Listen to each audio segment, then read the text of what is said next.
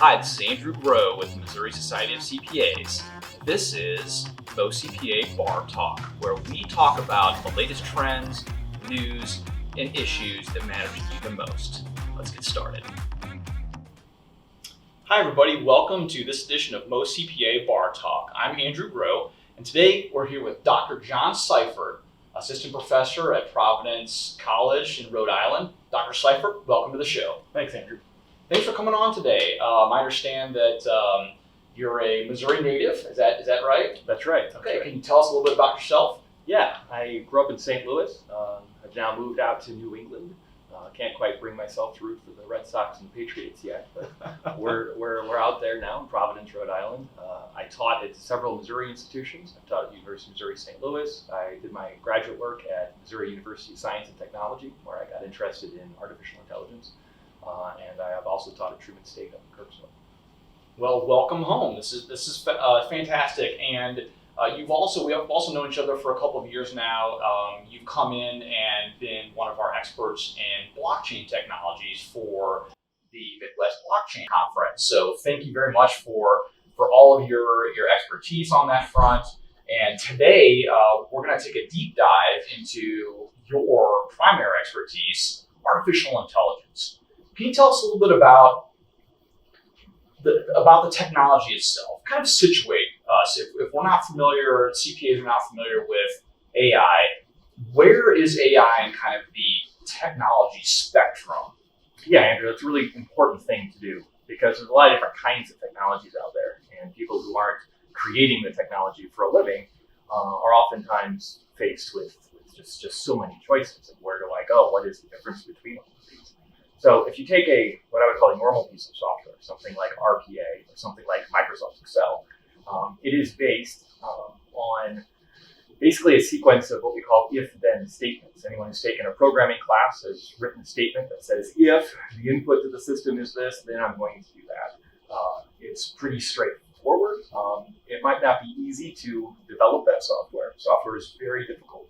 A lot of human intelligence can go into the development of the software, but the software itself is not something that we call intelligent. We don't call that software artificial intelligence.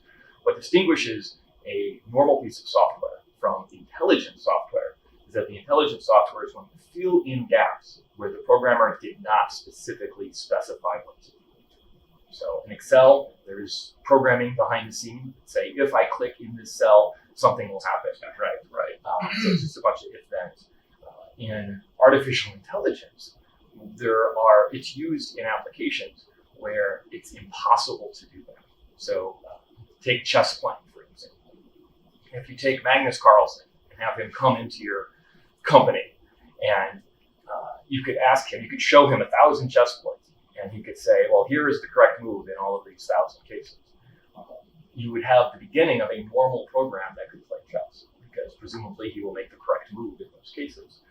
However, there are too many chess positions for a human being, even Magnus, to actually write down. You can't enumerate all of them in a human lifetime.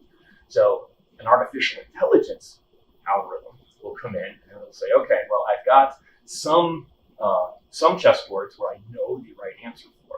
I'm going to perform some sort of interpolation, some sort of trend line. If anyone has statistics background, there's an approach called linear regression, where you try to figure out what lies in between the data points that you do know. So that's what AI will do. It will fill in those gaps, and in effect, it will write its own program. So the cool thing about AI is that it is a piece of software that writes a piece of software. Right, and talk a little bit about that and where we are kind of in the technology. You mentioned RPA, robotic process automation. Is robotic process automation kind of the base or the first set of what AI then continues to do? It's a piece of software that's been coded and to do one specific task, and then AI ostensibly or basically can then continue to rewrite. Basically, RPA is used for situations such as transferring one type of file to another type of file. Those are situations where the engineer will get down and they'll look at the details of the different file encodings and simply write the if-then statements that perform perform the transformation. And again, I don't want to say that that's an easy task or that kind of development isn't. Could I do that now? Use Probably not. Human intelligence, but it's not what we mean by artificial intelligence, because you are pretty sure that task will succeed. It will successfully transfer from one file type to another 100% of the time. Now, software might have bugs, just like when you frame your house, the builder might have something a little bit wrong, maybe your windows a little bit askew, but controlling for bugs, so the normal software, something like RPA, you can be confident that it will work all of the time. One of the things about AI is when you have a program that writes another program, it's that second program that's actually doing all the work. And it's that second program that we don't really have access to. We don't really know what that program is. It's very hard to audit. It's very hard to understand. So all of those points that Magnus Carlsen didn't specify, we can hope that they are correct, but we don't know. And it's impossible because there's too many states to actually go back and check all of them and make sure it works. Right, and that second piece of software, you mentioned linear regression, and I can't remember the other piece of that software, but tell us a little bit about that. Why then, as maybe you go from, in AI, you go from that base piece of software to the second layer, the third, or the 100th layer of rewritten code, why do things kind of maybe tend to break down? It becomes more obscure because that second piece of software is basically a list of billions of numbers. And in linear regression, you have a very simple mathematical formula to relate the input to the output. In a sophisticated artificial intelligence algorithm, that equation is going to be very, very complicated. And you have billions of parameters, and it's just not possible to go in and translate that big set of numbers into something that a human could check for error. So if I'm not familiar with linear regression or big data sets and how software can adapt, what's a good example? If give me an example of how this may operate if in very basic terms, how something could break down. It can break down when that second piece of software that's written doesn't interpolate properly. So you could be playing a game of chess, and when you're close to one of the moves that Magnus made, you're golden. But if your opponent gets you into a situation that isn't close to one of the boards that you know for sure the answer to, you might be told to do some crazy things. Queen sacrifice for no reason or something, because the algorithm just might not have done it. When we talk about an artificial intelligence algorithm, we talk about the first algorithm. It's actually a meta-algorithm. It's an algorithm that creates another algorithm. So those of us designing artificial intelligence algorithms, we are concerned with the creation of another piece of software, basically. And then it's that second piece of software that actually does the work. So in your field, though, how can you interpolate? How can you say this piece of software that I'm going to build, and it's going to build on itself, is going to actually get to where we think it's going to go? How do you even work or think about those types of things? Well, Andrew, that's an excellent question to weave through an entire PhD in artificial intelligence. That is the heart of it. How do you do it? Like, how do you actually get a computer to adapt? How do you get a computer to learn something? It's a fantastic question. One of the ways that I look at how to do it is you receive some sort of feedback from the environment. So in a game-playing computer program, if you make a move that leads to victory, that move will be rewarded. And so you have a score sheet, basically, and you say, okay, well, this move gets more pluses on the score. There's a lot of different approaches to it. And as a non-technical person, as someone not creating the technology, as someone looking to use the technology, it can be mind-boggling. This is where terms like deep learning are thrown around. Deep learning is one of the techniques used to answer the question that you said. It's not a separate thing from artificial intelligence. It is a particular method within artificial intelligence that's used to create algorithms to solve certain kinds of problems. It's become very, very powerful in the last 5 years, primarily due to advances in hardware, not in software. So talk about that a little bit. Are we talking about the ability to crunch big data? in larger and larger scope and size? Are we talking about supercomputers? What about hardware? That's basically the gist of it. As computers get more powerful and as computers get smaller, right, we have the equivalent of 1980s era supercomputers in our pockets these days. The new iPhone has a neural networks chip on it that is specifically designed for doing artificial intelligence calculations. And we've got this tremendous amount of power there. And we waste it by using it to tag photos on Facebook. That's what you use it for. You put it in there and you tag the thing, and then there you go. You can more quickly associate faces in the picture with your friends. That's what we're using this advanced technology for. I think that's awesome. And let's pause for a second because it's a great overview of your profession and AI for CPAs out there and for the accounting profession. Maybe we can bring this down a little bit. Where are you seeing some of the applications and use of AI in this space right now? One of the great applications of AI is in data categorization. You've got a huge set of data, and businesses are creating more and more data as we speak. They're adjusting their internal processes to collect more. It's really hard for a human to sit down and look through all of that data and pick anything out. Imagine if you watch the Cardinals play every single game. You would probably not. Fantastic. Yes. But then could you as a human sit down and say, well, what was the batting average of a particular player? Like, it's not something that we as people track very well, and yet the data's there. So we can use algorithms to go in and detect trends, to what we say generate hypotheses. We can say, well, maybe this section of the data over here is like each other in a way that these data over here are not like each other. And the algorithms can go in and provide a bunch of basically suggestions to the human analyst to look at in a deeper way, in a way the human can never look at the petabytes worth of data. The algorithm can. And I think that's super interesting. Something that we're paying very close attention to, and I know we chatted about a little bit, is the audit of the future, and exactly what you're talking about right now, where traditional CPA audits, we're looking at maybe inventory, looking at big sets of financial transactions. How can AI, especially for the audit of the future, kind of change the audit of the future, in your opinion? There's a technology out there called Anomaly Detection that is used in network security. So the engineer is responsible for the security of a computer network for a particular organization. They will keep track of the common usage patterns of that network. All the people that work there, they access their email so often, they access the company's data in legitimate ways, a particular pattern. And the AI can pick up that pattern. And then if some anomaly occurs, if there's a sequence of accesses that don't fit a pattern, then that lights up a red flag, that. The exact same type of technology can be used in auditing and fraud detection.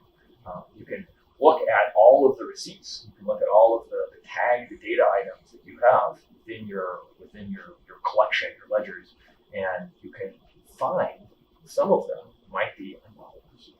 Now, the AI will classify some things that are legit as anomalous, but it gives a good breakdown of some things to look into more deeply.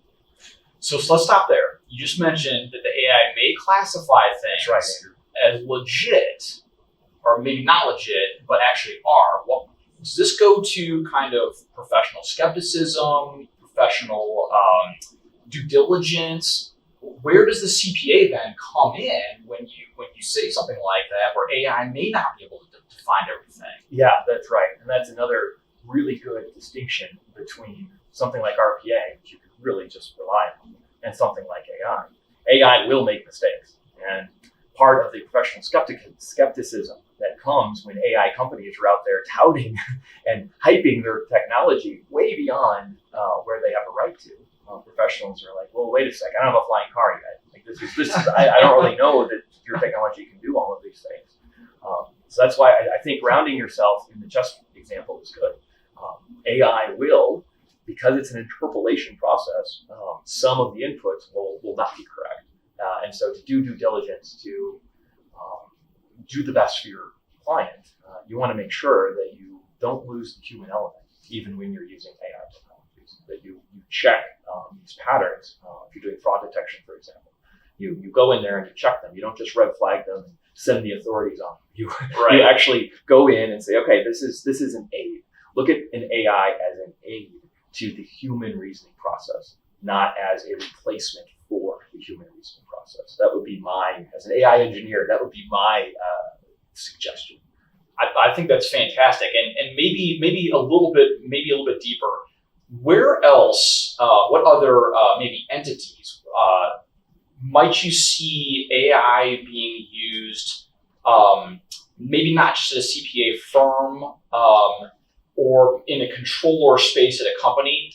Could you see AI used in implementation, say, at the government level, IRS, maybe in other applications in use that CPAs will be working with other entities using AI technology in the auditing space? Where else are you seeing this pop up? Yeah, absolutely. I'm developing some courses in data analytics for our business school at Providence College, and we're really looking into injecting a lot of technical capability into these courses. Not the traditional just statistics course, but use the Python programming language and things like this to really come up to speed. And everyone, not just accountants, have to be aware that the entities that they interact with are going to be using similar technology. And the entities they interact with might not be using the technology in a way that follows these principles of use it as an aid to human reasoning, not a replacement for it. So those considerations are very, very important. And let me ask you this also on that front. Where are you seeing the talent being developed to be able to develop and then harness this technology in our space? We chatted a little bit before about cross-pollinating skills and those types of things. Where at Providence College and in other places do you see those kind of collaborative efforts? Well, you really you really hit it on the head when you said to develop and to harness the power, because there are two very different professional tracks. The engineers that build the technologies are different than the people that end up using them at the end. So that's heartening to know as an accountant student that you don't need to complete an entire degree in computer engineering or computer science, but getting a couple classes under your belt, taking the first 3 courses in the programming sequence, for example, to really spend some time understanding how technology is developed and used will give you a perspective that will last your entire career. Some of my best students right now are actually accounting majors, and they're getting a minor. That's in great to computer hear. science. Yes. We're trying to recruit them to computer science, but they want to be accountants, and that's wonderful because they're going to go off to their firms and provide a kind of value that is unreplaceable. So whether you're a student in your classroom in computer science and looking to take those skills that they're developing in knowledge and move them into the workforce, or if you're in accounting and learning kind of the other side of that coin, how do you learn the language of both in kind of that educational setting? We've talked before a little bit about maybe there'd be some disconnects in the way that computer science professionals and someone like in accounting talk about maybe even similar concepts absolutely. Like we're talking about here. What are the challenges there? Yeah, absolutely, Andrew. All the different disciplines are pretty siloed these days.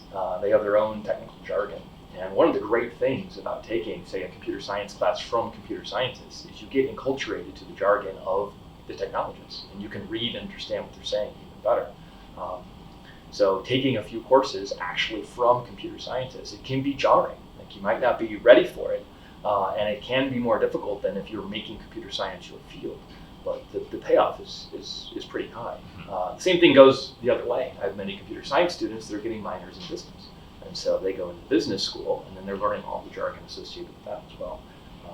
There's no way around the fact that professionals have jargon. It's necessary to work. And it's good to be able to translate. So getting translation skills up. And I think college is a great time to do it. Even after college, you can spend some time working through tutorials and learning what these technical words mean and how they differ. It's especially acute when you have words that are the same in multiple disciplines, but yet they mean totally different things. That's super cool, and it is heartening to hear that there at Providence College and in other universities there are these collaborative kind of efforts being done, because we are hearing that from the AICPA, Yes. our profession, most CPAs, Transformation Task Force, and other areas. It's why we're glad that you're here talking to us about today.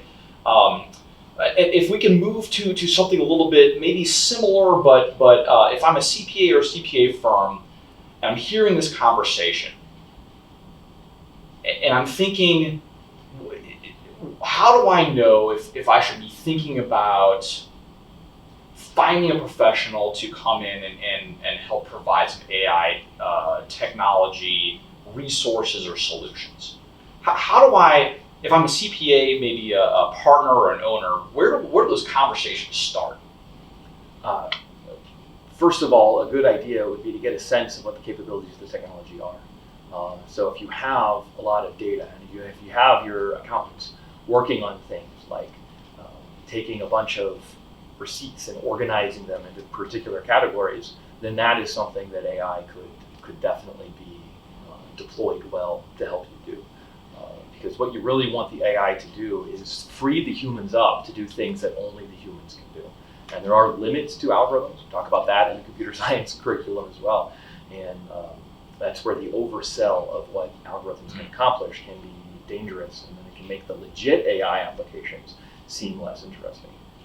So put yourself, you're the owner of a mid-size, managing partner of a mid-size CPA firm or business, and you're hearing this podcast, you're hearing a lot of tech talk, and you're thinking, you know what, we know that we can streamline some processes here. Should I think about maybe looking at where RPA, robotic process automation, solutions start first, and then take a look, how big could this get? How big of a project should it be for AI? Or do we look at them, kind of in the same set of considerations? Where would you start? I would say look at it from a perspective of what tools do I need to streamline my processes. If it's RPA, then use RPA. If you need something more than that, then use AI. If you're combining a bunch of files into one file and you don't need to categorize in a particular way, then RPA can do that. You can also have AI added to RPA. Like AI isn't a technology unto itself, right? It's like the engine of a car, and you have different types of cars that you can drive through. So AI can power RPA. AI can power data analytics and predictive analytics. So do you need that interpolation power? Do you want the ability to adapt as new data comes in and really think about those? So you have to decide for your workflow what kinds of challenges you're facing the most, what kinds of things do your human workers hate doing the most, like which of the ones just drive them mad, and those are the things to start focusing on. Because the great promise of artificial intelligence is that it can lead to human flourishing. That it can lead to humans doing more human tasks. You want to be spending time talking to your clients about their goals and dreams. You want to spend time figuring out your clients' situation with respect to tax authorities. Looking at their internal processes. And none of those things can be algorithmicized. None of those things can be expressed in the formal language of computer science. None of those things are things that can be taken over by AI now or in the future. So focus on what AI can do and use it to leverage the human capital that you have and put it on more human tasks. Yeah, and that falls right in line with what our profession is really looking at the future of CPAs, and we talk a lot about the professional value chain, and moving CPAs up that value chain, and technology like AI and blockchain and RPA. Those are the tools that are right now being used to start moving those professionals up that value chain ladder. Are there other things you're seeing maybe in maybe the business and industry space, maybe pulling away from CPA firms, but put your CFO hat on for a second. Maybe you're in manufacturing. Right. What would I be thinking about? Maybe maybe a little bit different in this space. Well, industrial automation is one of the great places where AI is doing amazing things right now. For example, you could have a robot. If you've got a huge manufacturing plant, you could have a small robot who would go around the shop and detect spills and clean it up. And you could have an army of humans having to do that, but having a robot do that could save a lot of time. And here's where you have to talk about mitigating downside risk. So is there a problem if the robot misses a spill? Not really. Like, who cares? Then your smaller human workforce will go find those. Or if the robot is going to make the other kind of error and try to clean up an area that isn't messy. Right. Those are the two kinds of errors that the AI could make. That's not a big deal either. So in that case, you look at it and you say, well, how much will the robot cost versus how much are all these humans going to cost?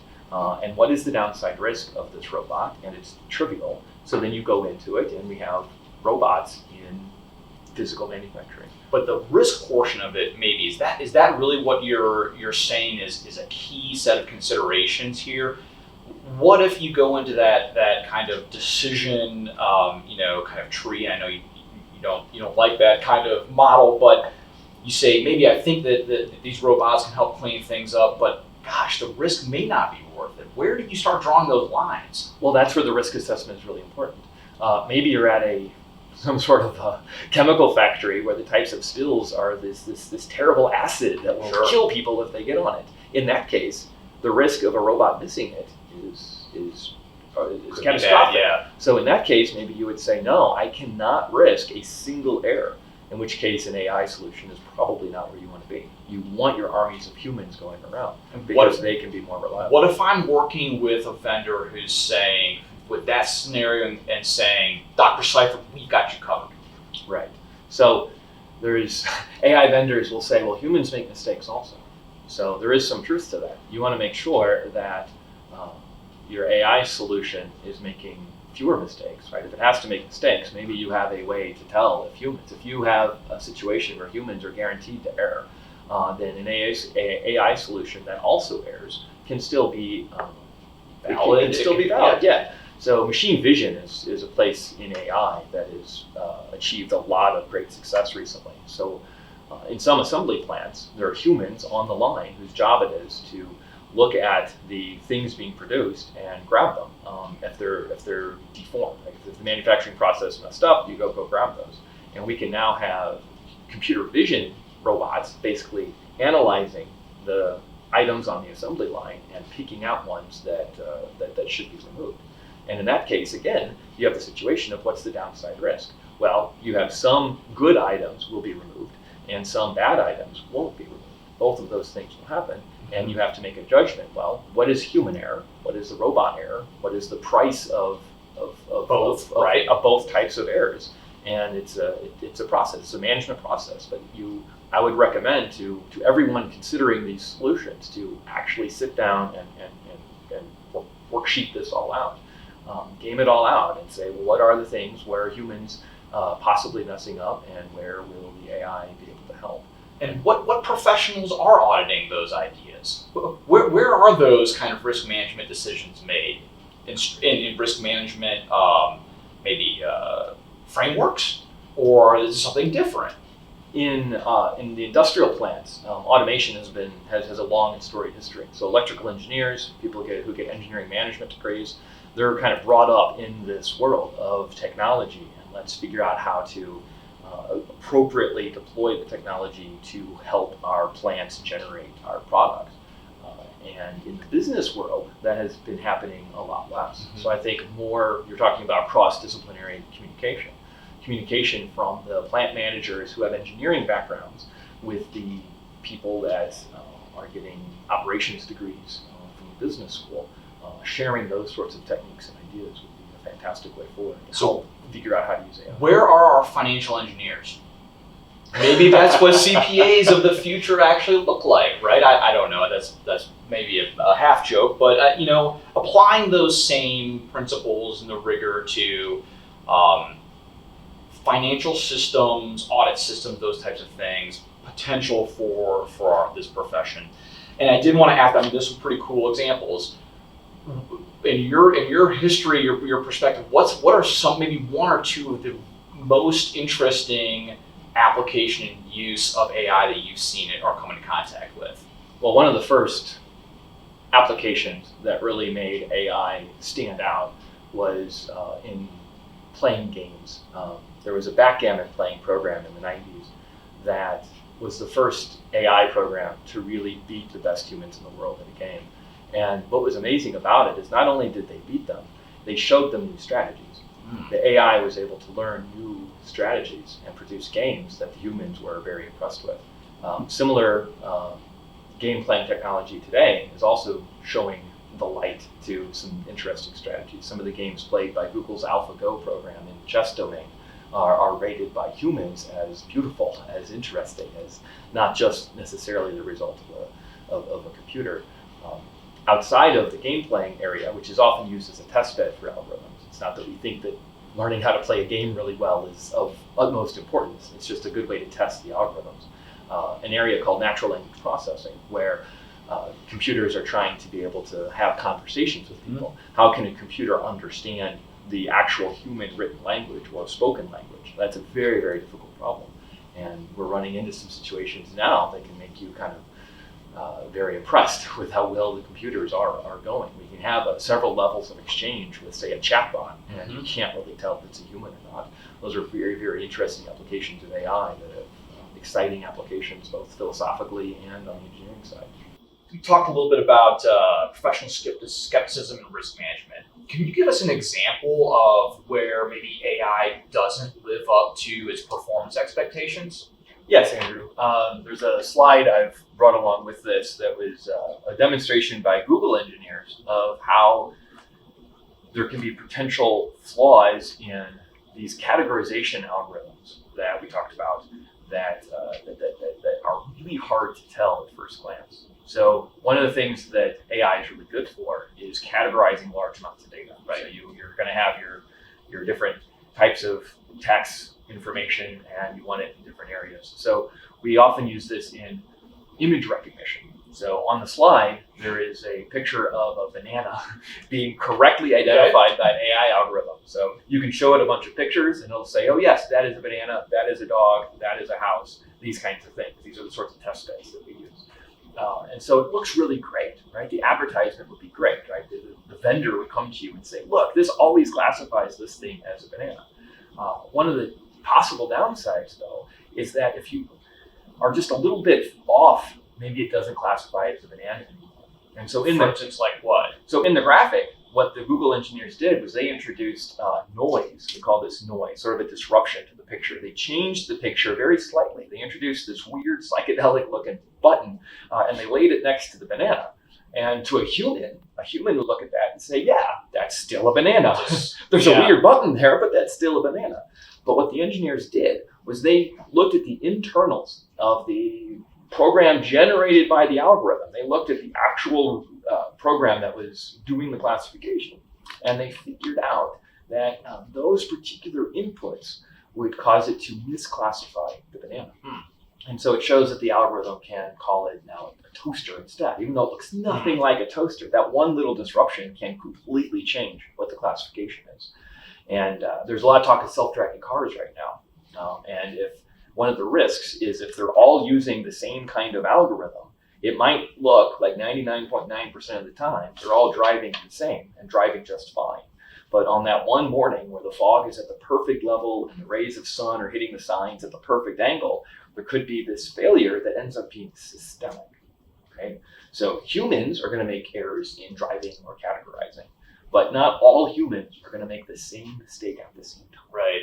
Whereas if you allow AI algorithms to run all of the vehicles in your city, on that one foggy morning, all of them could potentially go haywire and lead to issues. So in the traffic. In these examples, are the algorithms that are being used to make those decisions? I'm air quoting here. Right. Are those algorithms the stacked algorithms, or are they the base algorithm itself? The algorithm that makes the decision is the second one, the one that's generated. Okay. And these are just normal, really good machine learning algorithms. There's nothing wrong with the main algorithm. It's just a way to say, hey, be careful of some of the inputs might not match perfectly. We see this also in things like chatbots or things like natural language processing, where we want computers to understand human speech. It looks really impressive on certain inputs. Like you can have this conversation about your vacation, but then you ask the computer something like, what is 2 plus 2?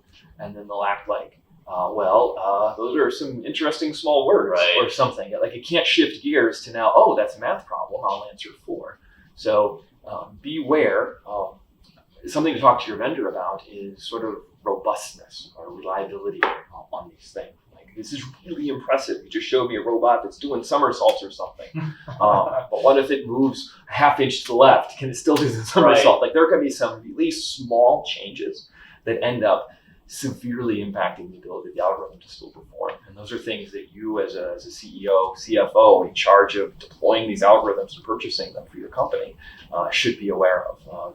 The promise of AI is real and it can lead to human flourishing, but we have to be sure that it's not misused. So a little follow-up on that. In your experience, the use cases for AI that maybe you're a little bit further down the line from maybe some initial testing, how robust are the testing procedures for those implementation and use cases? Are they years and years and years of non-failure? Definitely not. What are the time frames here? Very short, really, because we develop it, and so we make sure that it fits whatever tolerance the engineering application needs. If you have a robot that you want to, for example, there's AI in the Mars rover, right? We can send a robot to space now. That's pretty cool, and we can drive around and make some decisions. And that works well enough for NASA to decide to deploy it. But did they do years and years and years of testing on all those algorithms? Some of them do date back a far ways, and they're standard algorithms that we're pretty sure, like it can detect whether there's a rock there that's going to be used for scientific study.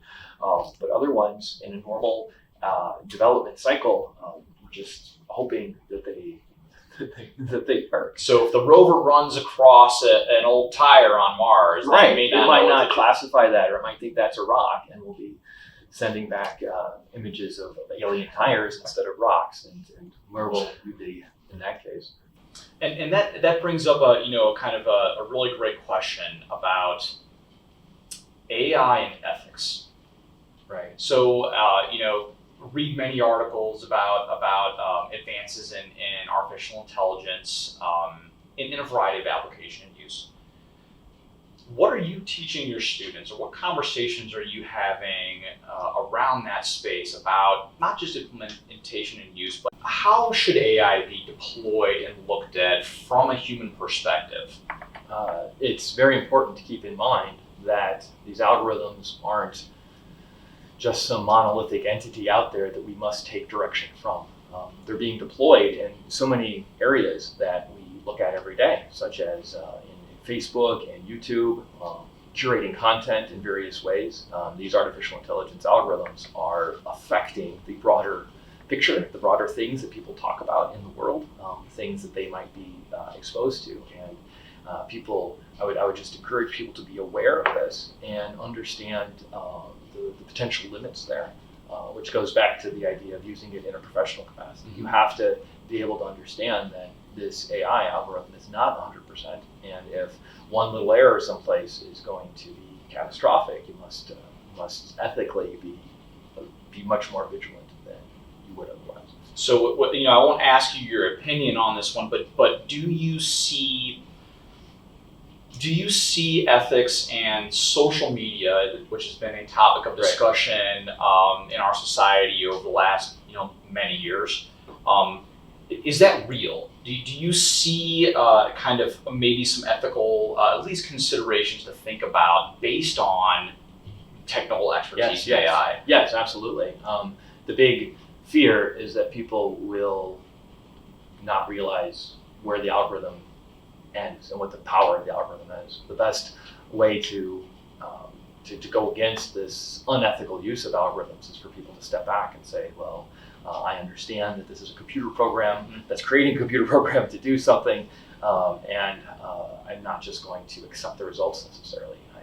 think that there's other places to do this. In human processes such as applying for a loan at a bank, do you want an algorithm doing that, or do you want humans more in the loop? What is fair? What is just for the entire society?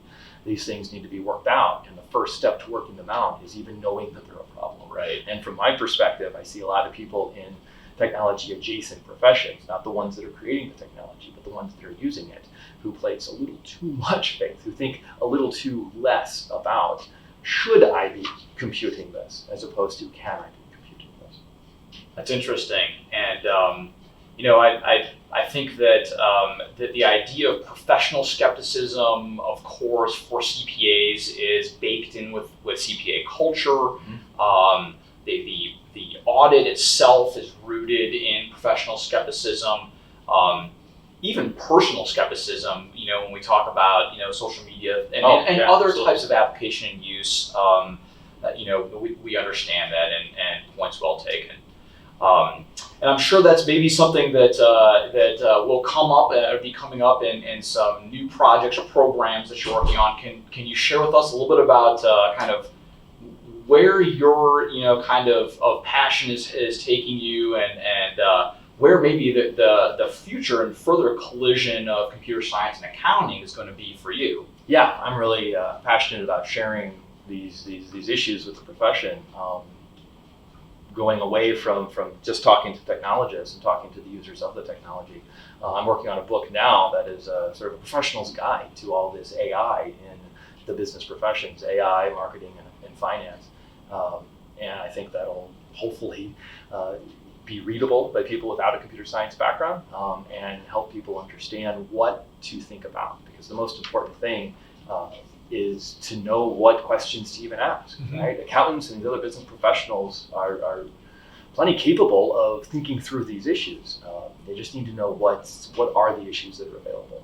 Yeah, and our even in your thinking about that upcoming publication, are some of the things we've talked about today. Yes, part of what you're going to be discussing and want to keep going. Yeah. It's a much longer treatment of these, and I'm writing an asset article that goes into these issues as well. Yeah, and what's the title of your asset article going to be?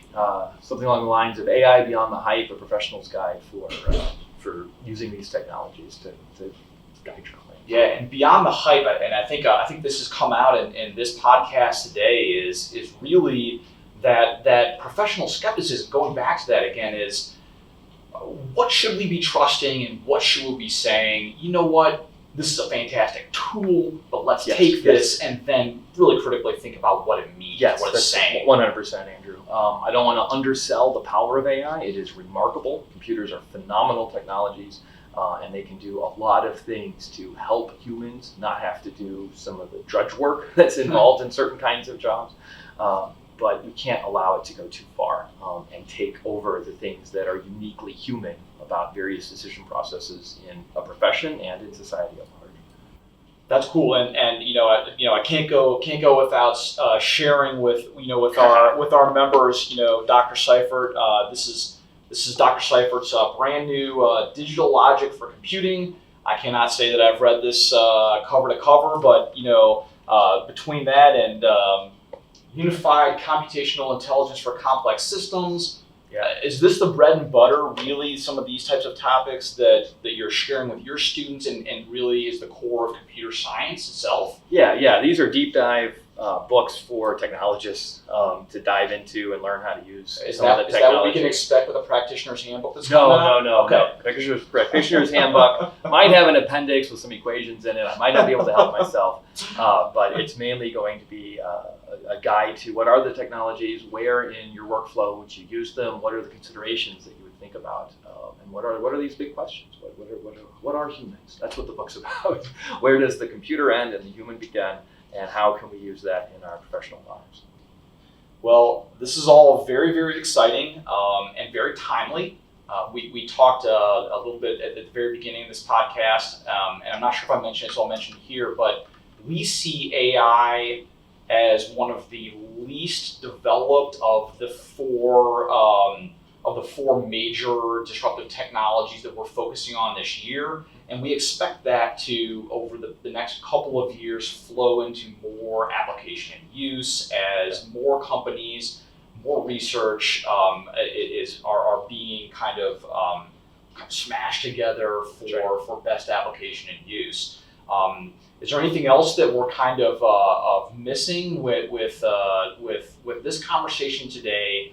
Something that you've been dying to share with us that you think that CPA firms need to understand? I think AI technology is only going to get better, faster. I mentioned hardware acceleration before. We're creating computer chips now that are specially designed just for artificial intelligence, and that's creating a lot of changes in what's capable. So this is not a technology to ignore. This is a technology to look at and understand and embrace in the appropriate context. Can I ask you one quick question that popped into my mind? We talked about supercomputers and the ability to compute in larger and larger amounts. Yes. How close are we to, kind of the pinnacle of supercomputing? Oh, we are very, very far away from that. We are the things the human brain can do, our computers aren't close to doing in a general artificial intelligence sense. What our computers can do are very specific, very powerful, specialized tasks that we as engineers develop the tools for, and that your members and others as practitioners deploy in their work lives. Fantastic. Dr. Seiffertt, thank you so much for coming on MOCPA Bar Talk. You're welcome. Thanks for being interested in this technology. Yeah, and we can look forward to catching your asset article here shortly after this podcast is aired. And I would encourage all viewers and listeners to check that out. And for a deeper dive, Dr. Seiffert's contact information will be provided on this podcast. Thank you so much. Thanks. Thank you so much for watching. Please comment below if there are topics you would like to see us cover, and make sure to subscribe.